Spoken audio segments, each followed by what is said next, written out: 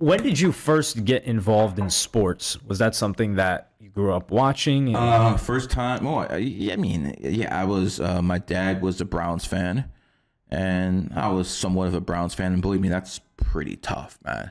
That's like going out there to the ballpark every day or the playground and just getting your ass whooped, and just going out there every single year and knowing you're gonna get bloodied up. But my dad was a Browns fan. I was and then in 2007, I actually met the Browns, and they put a restraining order on me. And I was like, you know what? What am I a fan for? Wait, why'd you get a restraining order? I told him to draft Adrian Peterson.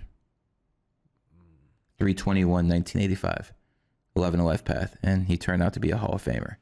They didn't listen to me. They picked up a good player, but they didn't pick him. And I used to go to Berea. That's where their headquarters was in Cleveland. And I went to the secretary, went through everybody. Unfortunately, the GM at the time was the ordained minister, and he wasn't trying to hear it. And he told someone in security, and I get a phone call one day. And it's something like this. I pick up, and he's like, "Son, my name is Lou Maroletti. Do you know who I am?" I'm like, "No." He's like, "Google me. I'll call you back in 10 minutes. Like, what the fuck? Like, what kind of mobster is this calling me like that? And, I Googled who he was. Former head of the Secret Service under Bill Clinton. Next time he called me, I said, "Yes, sir." But he told me to leave the Browns alone. And this guy's, because he was the president for Brown Security at the time. He retired. And I was like, "Listen, I got something here. He's like, "I don't care. We're putting a restraining order on you." So they did it. I mean, I had stuff with the Cleveland Indians, had stuff with the Cleveland Cavs.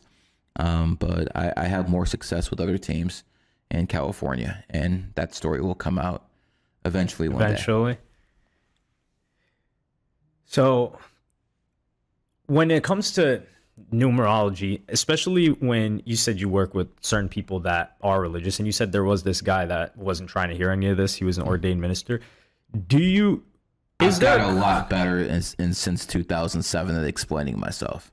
Is there a conflict between, let's say, Abrahamic faiths, in particular, Zero. between that and numerology? Zero.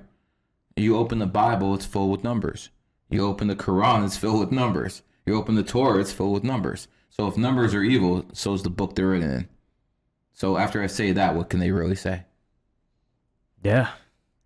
Was there anybody that reached out to you that you were surprised by, where you were like, "Oh, I never thought this guy would believe in this," or maybe public facing, he's against numerology and says it's bullshit, but behind the scenes? No, I don't get starstruck.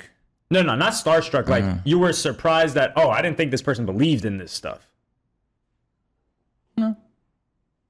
Okay. I mean, I've done readings for people in the House of Saud. If you're doing readings for people in the royalty in Saudi Arabia, at that point, would you get surprised about anyone?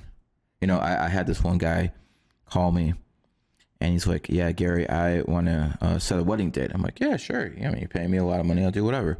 What's the wife's birthday?" And he's like, "Which one?" I'm like, "Okay." So apparently he had 3 wives, and there you're allowed to have 4. So he was asking me who his 4th wife should be, and he was giving me a list of this person. He's like, "This is my final wife.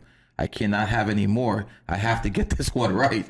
I'm like, after he told me he could have 4 wives, I told him, "Allah Akbar, brother." But at the end of the day, who the hell wants more than one woman? I mean, that's a fucking headache, dude. That's a fucking headache, man. They're emotional, filled with problems. If they don't get their way, they act like a child. Who the fuck wants more than one of those? Yeah, them, apparently.